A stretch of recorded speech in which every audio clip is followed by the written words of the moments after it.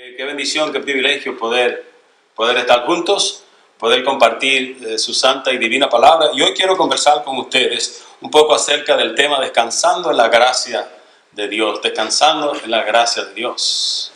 Y creo que es un tema muy interesante. Ya hemos tenido la lectura de la palabra de Dios, allí en el capítulo 6 de Mateo, y un pasaje muy conocido, especialmente por el versículo 34, ¿no?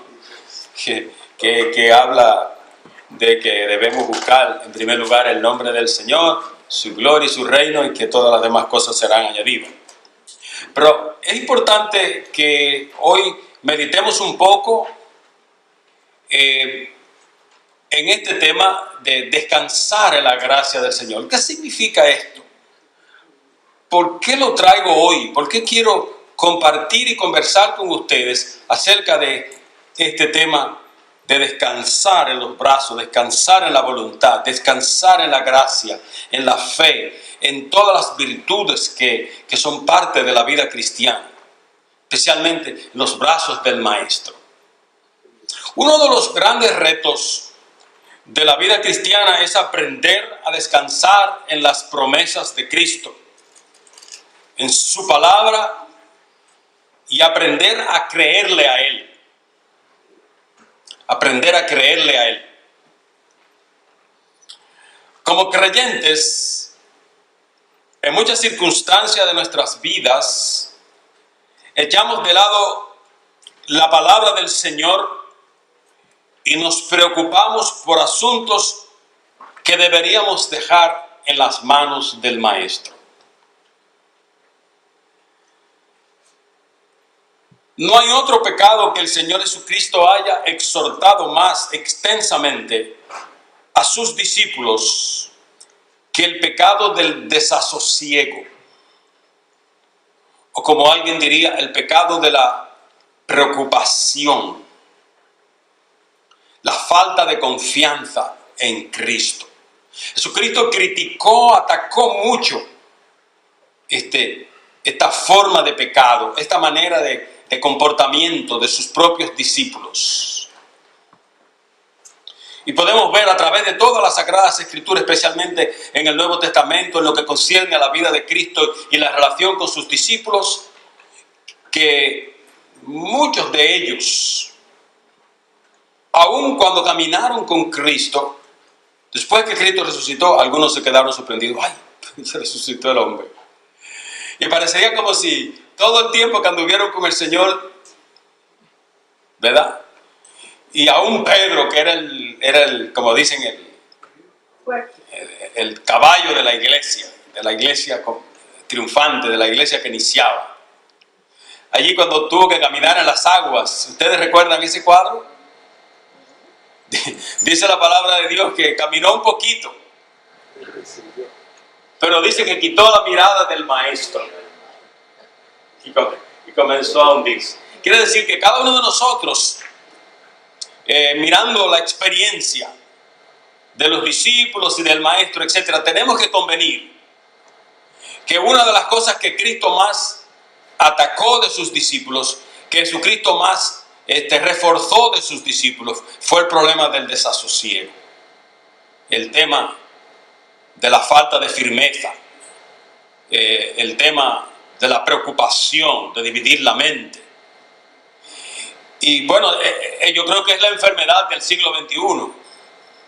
Si usted lo analiza bien, se va a dar cuenta que el tema de la preocupación en la vida de la iglesia, en la vida de las personas comunes, es el tema presente.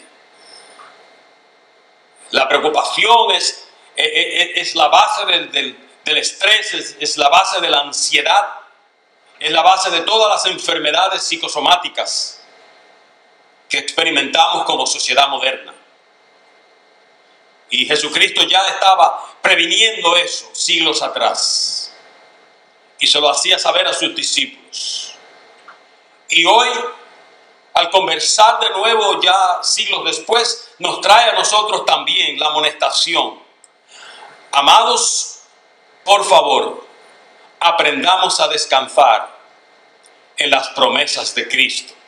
Aprendamos a descansar en su gracia, en su poder, en su palabra, lo que Cristo dijo, ha de cumplirse. Simplemente. Este es el consejo y el mandato del Señor. No os afanéis por las cosas de este mundo. Punto. Efesios 4:6 y Juan 14:1. El Señor Jesucristo hacía mucho énfasis, hermano, y la idea era precisamente previniendo a sus discípulos de este problema, que es un problema más serio de lo que nosotros nos imaginamos. En el versículo 25 de la lectura que hemos tenido hoy, si usted tiene allí abierto la palabra del Señor en Mateo 6, el Señor dice: por tanto os digo, no os afanéis. Refuerce el hombre la misma cosa. Por tanto os digo, no os afanéis. La palabra aquí, afanarse, en el original tiene que ver con la palabra preocuparse. Y la palabra preocuparse tiene dos raíces. La raíz tiene una raíz que tiene que ver con la mente y otra raíz que tiene que ver con el verbo dividir. Quiere decir que cuando una persona se preocupa, lo que hace es que divide su mente, divide su corazón, y a veces no sabe dónde está parado, porque con parte de la mente quiere servir a Cristo y con la otra parte quiere servir al mundo. Con una parte de la mente confía en el Señor, pero con otra parte de la mente quiere confiar en sí mismo. Y Cristo dice: por tanto os digo, no os afanéis. Y como digo, el afán, la preocupación, el desasosiego es la enfermedad de este siglo, de la sociedad moderna. Este es el mandamiento repetido del Señor a sus discípulos. No se afanen, muchachos. No dividan vuestras mentes, vuestros corazones. Hagan como decía el apóstol Pablo: una sola cosa hago, una sola. Pablo no decía que hacía 3 ni 4, él decía: una sola cosa hago. Como diciendo: yo tengo mi mente unificada, puesta la mirada en Cristo Jesús, quien es el autor y consumador de nuestra fe. Cuando usted divide su mente, como hizo Pedro allí en el agua, que por un instante mira al Señor, pero por otro instante mira el agua, hay problemas, y ahí comenzamos a vacilar en nuestra fe, en nuestros principios. Pero Jesucristo dice: no se afanen, no dividan vuestras mentes. Una sola cosa hago, prosigo al blanco, a la meta del supremo llamamiento en Cristo Jesús, Señor nuestro. Una sola cosa hago: proceder al blanco, mirar hacia el frente al Señor. No hagan pedazos vuestras mentes tratando de tomar cuidado de las cosas de este mundo. Jesucristo dice: yo estoy en control. Amado hermano, esta noche a lo mejor usted va a su casa esta tarde y comienza a preocuparse porque está pasando por alguna situación de salud o algún problema de carencia o alguna situación familiar o personal, etc. Pero yo quiero decirle, amado hermano, que Jesucristo está en control. Jesucristo está en control. Aquí hay un mandato que no es solo ley, pero es una tarea para ponerla en práctica. El mandato del Señor abarca 3 áreas importantes. La primera es inquietud. En inglés es como disquieting. Y la inquietud tiene que ver con pensamientos tormentosos que perturban nuestro gozo en el Señor. Pensamientos tormentosos que perturban nuestro gozo en el Señor. En segundo lugar, que nos quitan el sueño y afectan el disfrute de nosotros mismos, de los demás y de las bendiciones del Señor. Nosotros tenemos que aprender a disfrutar de la vida que tenemos. Tenemos que aprender a disfrutar de nosotros mismos. Tenemos que aprender a darle gloria y honra a Dios por lo que somos, por lo que vivimos, pero también por las personas que nos rodean. Disfrutar las personas que nos rodean. Por eso es que la iglesia es una institución tan rica en la variedad de las personas que la componen, porque nosotros, cada uno, somos el complemento del otro. Cada creyente es el complemento del otro creyente. Un creyente sin el otro es un creyente incompleto. Porque la palabra de Dios dice que somos muchos miembros, pero todos componemos un solo cuerpo. De modo que somos miembros del cuerpo precioso de Jesucristo. Y una mano no puede decir a la otra mano que no la necesita, o el ojo a la nariz que no lo necesita, porque todos somos útiles para Cristo, todos somos útiles para la comunidad de fe en Cristo. Por eso la iglesia es una comunidad terapéutica de fe que se promueve internamente y nos ayuda a unos a otros. Psicológicamente, sociológicamente, nosotros somos una comunidad terapéutica. Y el uno sin el otro estamos desbalanceados.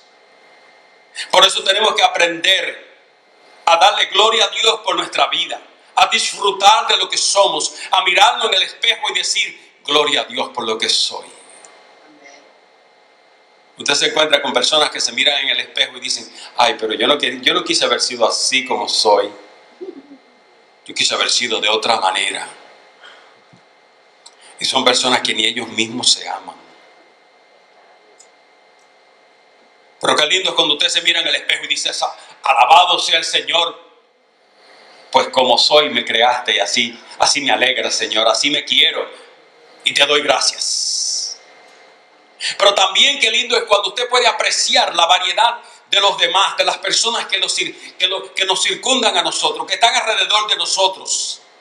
Aprender a disfrutar de los demás. Aprender a disfrutar de los valores, de los elementos que cada uno de los que nos rodean componen y nos enriquecen la vida de nosotros con las bellezas de ellos.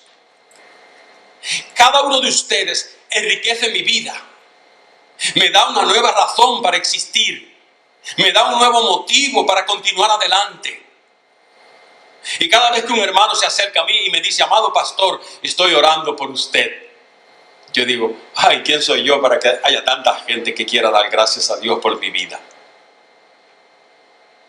Entonces, qué lindo es poder no solamente disfrutar lo que nosotros somos, pero también, ¿verdad?, disfrutar el disfrute de los demás. Y obviamente agradecer al Señor por las bendiciones que cada día nos da. Y como vimos el testimonio de la hermana y el testimonio de Pamelita, vimos cómo Dios se glorifica en la vida de sus hijos, cómo Dios prospera y bendice a sus hijos, aquellos que han aprendido a confiar y a bendecir en Él. Inquietud es el primer elemento, el primer mandato del Señor de las tres tareas importantes. Pensamientos tormentosos que perturban nuestro gozo en el Señor, que nos quita el sueño y afecta el disfrute de nosotros mismos y de los demás y de las bendiciones del Señor. Número 2, distracción. Estamos tan distraídos en las cosas de este mundo, en nuestros propios negocios, que despertamos la ira de Dios sobre nuestras vidas. Entretenidos en cosas banales, transitorias, y no tenemos el más mínimo cuidado de las cosas del reino de Dios. Jesucristo en una ocasión declaró: en los negocios de mi Padre me conviene estar. Y estaba pequeño y dice que los padres fueron a buscarlo al templo y el Señor le dice a los padres: tranquilo papá, tranquilo mamá, pues en los negocios de mi Padre me conviene estar. Y por allí en el capítulo creo que 12, 24 de Juan, el Señor contesta diciendo a los discípulos: mi comida es que yo haga la voluntad de mi Padre que me envió. Quiere decir que allí vemos al Señor Jesucristo rompiendo el esquema de la distracción. Déjenme decir, amados hermanos, que la distracción es uno de los elementos que más preocupa a la iglesia de hoy. Sí que hay personas que salen para un viaje a la Florida, pero en el camino encuentran tantos elementos de distracción que después de varios días la esposa le pregunta al esposo: pero mi amor, ¿y no fue para la Florida que salimos? Sí, lo que pasa es que nos quedamos por aquí dando vueltas por Washington, nos metimos en Delaware, en Virginia, y entramos en tantos lugares y vimos tantas cosas que se nos ha olvidado realmente la meta para donde salimos. Y sabe una cosa, amados, la mayoría de los creyentes hoy no tienen una meta definida, no tienen un goal claro en sus vidas, no saben hacia dónde se dirigen. Sus vidas, como dice el libro, no son vidas con propósito. Vivimos la vida cristiana, la mayoría de los creyentes, como vidas sin propósitos, como barcos que salimos de un puerto pero no tenemos clara la ruta a dónde llegaremos. Y el Señor Jesucristo le preocupaba eso, las distracciones que solo nos invitan y promueven el cuidado de las cosas transitorias, el cuidado del reino de la naturaleza y todas las implicaciones del reino. Y el Señor dice: pero vosotros pertenecéis a mi reino. Mi reino es el reino de la luz, no más el reino de la naturaleza. Pero sin embargo nosotros luchamos y vivimos como si fuésemos a vivir eternamente en el reino de la naturaleza. Y no puedo olvidar a aquel hermano que estaba orando por tiempo por un carro. Señor, si me das un carro, yo creo que seré la mejor creyente. Estaré ahí atenta, Señor. No faltaría un servicio. En los estudios que da el pastor Mero a las 10:30, estaré antes de las 10:30. Y la hermana estaba ahí, la hermana ahí. En los días de oración no faltaré. Y los hermanos oraron. Y el Señor dijo: ya déjame quitarme de encima esta mujer con esta petición. Y le da un carro nuevo. Pasa un domingo y la hermana no llega a la iglesia. Al siguiente domingo ve que el pastor vio que no llegó la hermana y entonces decide hablar con la hermana y le dice, la visita y le dice: hermana, estoy por aquí preocupado porque estábamos orando tanto tiempo por su carro y esto y lo otro, y usted había prometido tanto que... Dice la hermana: mire pastor, lo que pasa es que tanto tiempo sin carro y ahora me veo con este carro nuevo. Y es una tentación porque mi esposo y mis hijos quieren salir todos los fines de semana. No para Pensilvania, para New Jersey, para Connecticut. Y todo, es que es un carro nuevo, pastor.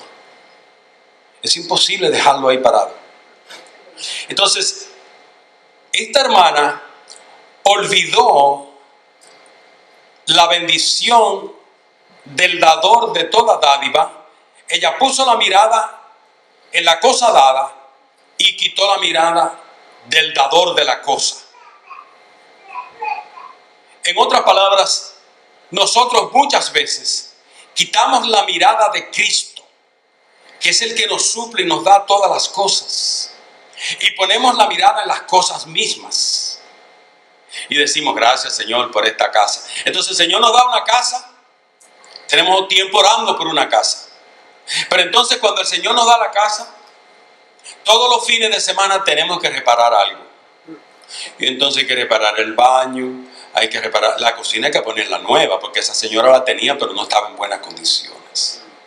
Y entonces los pisos, y si no que viene el plomero, y el plomero no puede venir otro día que no sea a las 10:30 de la mañana el domingo. Y se va a tomar como 3 horas reparando unas tuberías en la casa. Entonces no hay manera de ir al culto. Porque es que estuvimos tanto tiempo orando por esta casa y Dios nos ha dado la casa. Entonces ya no hay que poner la mirada en el que nos dio la casa, sino poner la mirada en la casa. Pues ya tenemos la bendición. Ahora, ¿por qué mirar para el que la dio si no ya tenemos la cosa? Y Cristo dice, distracción. El diablo es especialista en mantener los hijos de Dios distraídos. Distraídos en las cosas banales, en las cosas que van a permanecer aquí. Hermano, un negocio. Ay, si usted supiera los millones de personas que por tener un negocio y trabajar el domingo están totalmente distraídos de las cosas del reino. Distracción. Estamos tan distraídos en las cosas de este mundo, en nuestros propios negocios, que despertamos la ira de Dios sobre nuestras vidas. Entretenidos en cosas banales, transitorias, y no tenemos el más mínimo cuidado de las cosas del reino de Dios. Jesucristo dijo, buscad primeramente mi reino, y entonces les daré por añadidura, por regalo, las cosas por las cuales los gentiles se preocupan aquí. Número 3, falta de confianza, o como dice en inglés, distrustful. Pensamientos y un estilo de vida que niega la fe que profesamos tener. Dios ha prometido proveer para todos los que son de Él todas las cosas necesarias para la vida, incluyendo su piedad.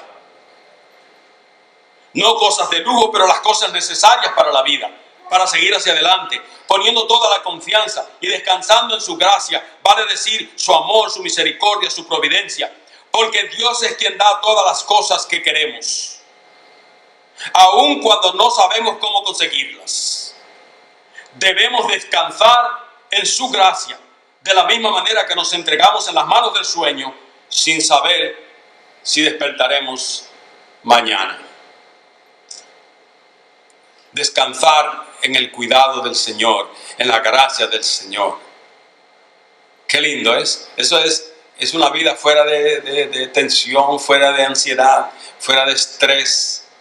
El creyente que confía en la gracia del Señor sabe que no hay manera como el enemigo pueda jugarte una mala jugada, porque el Señor lo tiene todo bajo control. Alabado sea el nombre del Señor. Vuelve y repite en el versículo 25, no os afanéis por vuestra vida. Dios es el que alarga o acorta nuestros días. Nuestras vidas están en sus manos, nuestro tiempo está en sus manos y en buenas manos. De ahí que Él no solo cuida nuestras vidas, la alarga, la acorta, la endulza o la amarga. Él hace como le parece. Y sobre todo cuando nosotros sabemos por la palabra de Dios que cuando cada uno de nosotros vino a Jesucristo, dice la palabra que nosotros fuimos comprados por precio. ¿Y cuál fue el precio? Precio de sangre. Quiere decir que el creyente no se pertenece a sí mismo. El creyente ahora es propiedad de Cristo. Es esclavo del Señor. Entonces, ¿por qué preocuparnos si el cuerpo y nuestra vida completa no nos pertenece? Ya la hemos rendido a Cristo. Él es el dueño. Él tendrá control. ¿Qué les parece? O es que nosotros a veces decimos, ¿sabes qué? Señor, yo sé que tú tienes la capacidad para tener el control de mi vida, pero hay ciertas áreas de mi vida que yo quisiera manejarlas yo. Y es como aquella persona que que siente que Cristo tiene poder, pero no le quiere entregar el guía de su vida, el guía de su corazón.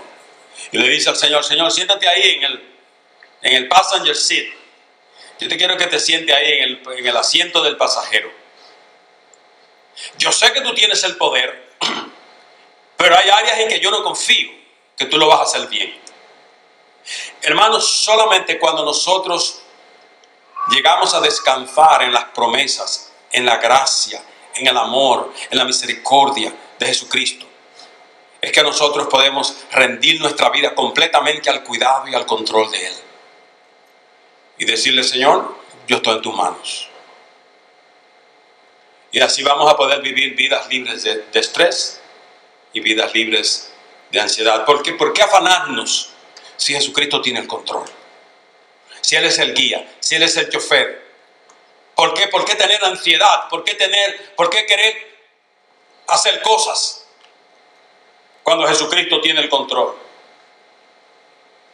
Las razones y argumentos para aplicar estas prohibiciones son porque el Señor quiere mostrarnos lo mucho que su corazón lleva cargas por este asunto. En segundo lugar, el placer que Él siente en aquellos que esperan, que descansan en su gracia. En tercer lugar, para liberarnos de situaciones de ansiedad y para que las reprendamos en su nombre.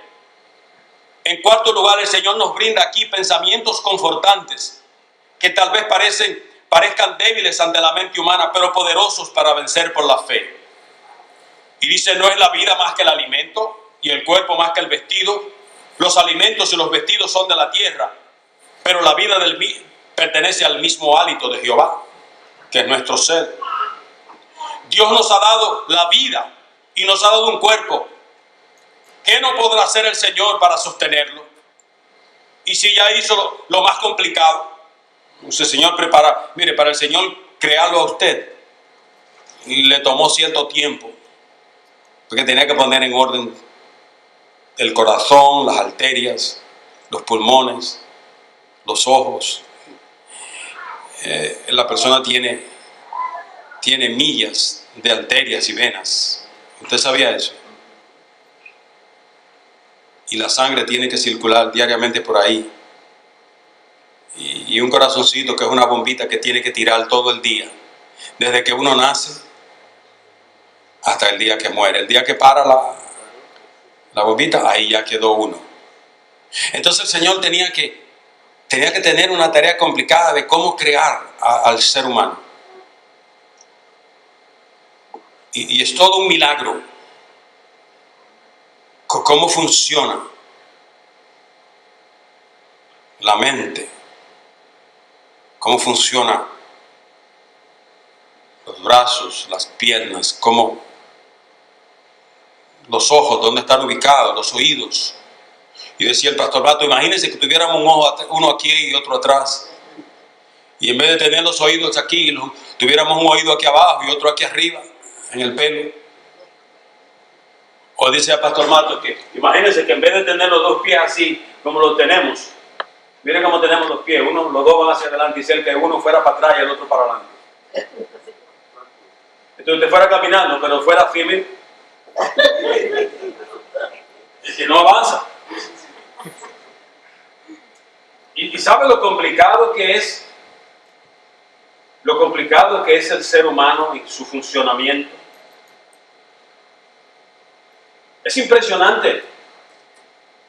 Es toda una maquinaria que Dios creó con tanto cuidado y puso detalles.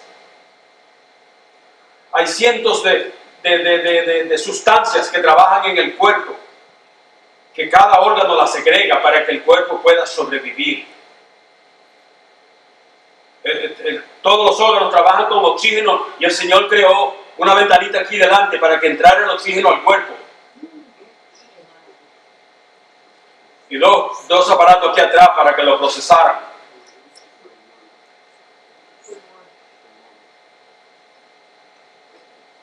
Y dice el Señor: si yo los creé a ustedes, y la misión para crearlo fue complicada, y el funcionamiento es tan es tan complicado del ser humano, es tan perfecto. Yo lo hice así, me tomó tiempo, me tomó cuidado, pero yo los hice. Ahora, me tocará más trabajo sostenerlos, darles comida, darles ropa, darles techo.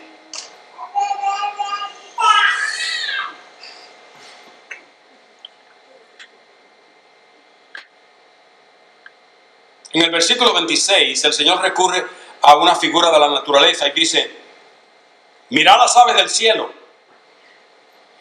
Y yo a veces me pregunto, ¿por qué el Señor tiene que decirnos a nosotros, que somos seres racionales, superiores, que miremos a una avecilla, que es un ser irracional e inferior de la naturaleza, que la miremos a ella para que aprendamos de ellas?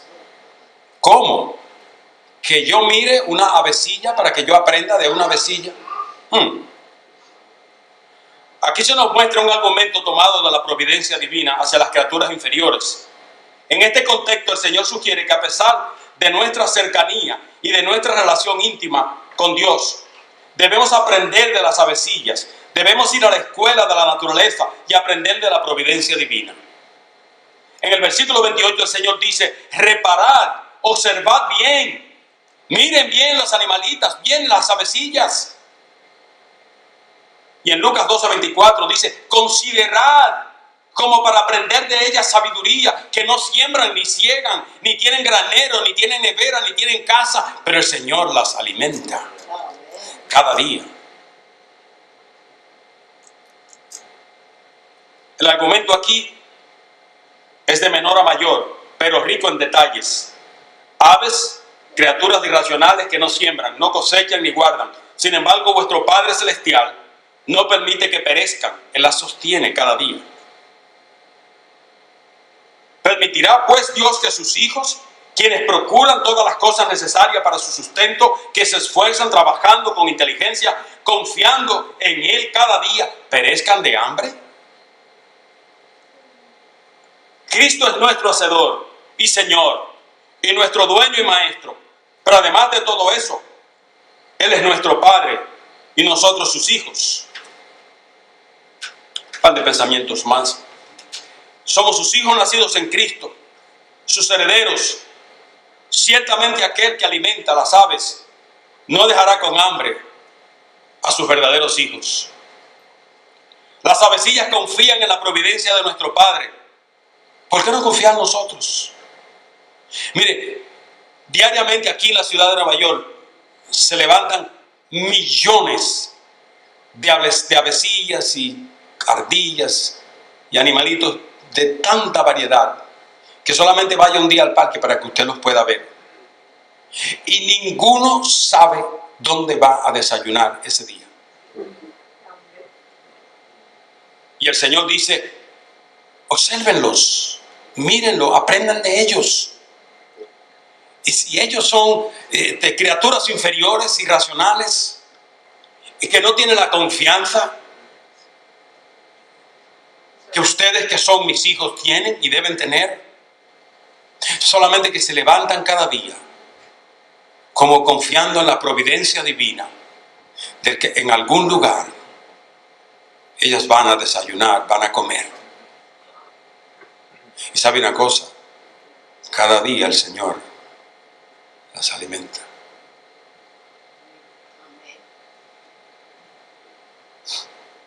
Ellas no se preocupan por mañana, descansan en la providencia divina, en la misericordia de Dios, vuelan cantando de rama en rama, conscientes que cada día les traerá nuevas experiencias y todo lo necesario para la vida.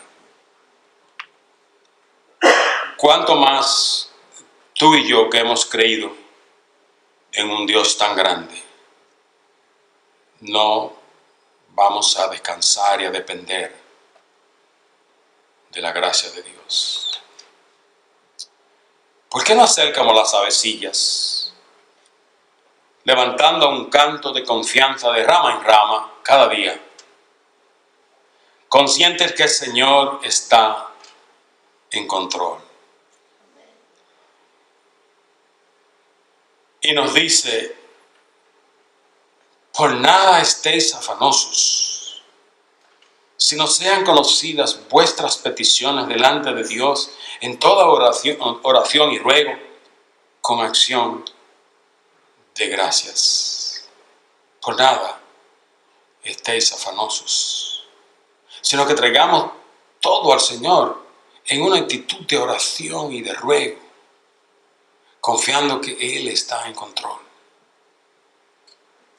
Así que, amado hermano, yo no sé cuál es tu situación personal o familiar, pero cual que sea la situación, es importante que en esta tarde puedas pensar y puedas entender que como siervos, como hijos de Dios, debemos descansar en la gracia de Dios. Como las avecillas, a poner cada día nuestros asuntos en las manos del Señor y decir: Señor, tú estás en control. Yo voy a hacer la parte que puedo hacer, pero la que yo no puedo hacer, yo la voy a dejar en tus manos, pues tú estás en control. Yo voy a tratar, Señor, cada día de poner en primer lugar tus negocios, de poner en primer lugar tus asuntos, de poner en primer lugar tu reino, entendiendo que haciéndolo así, tú también pondrás en primer lugar mi situación personal, mi situación familiar, mis asuntos personales, cualquiera que sea mi situación, tú la pondrás en el lugar que corresponde. Y obviamente todos queremos el primer lugar. Todos queremos el primer lugar. Para todos nuestros asuntos, para todos nuestros negocios, para nuestra casa, para nuestra familia. Queremos el primer lugar.